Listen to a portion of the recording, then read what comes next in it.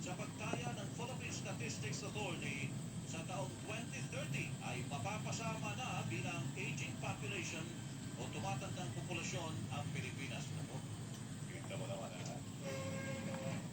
Ano naman eh. Nasa tabi mo yung Tangat, magsa-cellphone ako. Kanta ka nga. Ay, Hmm? kanta ka. Ayun. Congratulations ha. Sa mga punang-punang ng GMA. Nakatagpo po ang Navy ng isang malaking butanting ngayong gabi.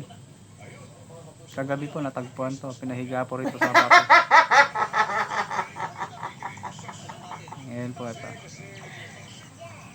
Gulat kayo no? Butanting tumatawa. Ani, sira ulo ka ni ha.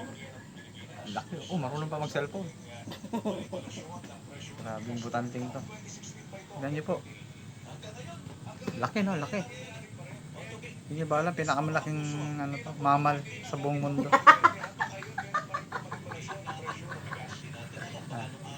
Fuckers ka.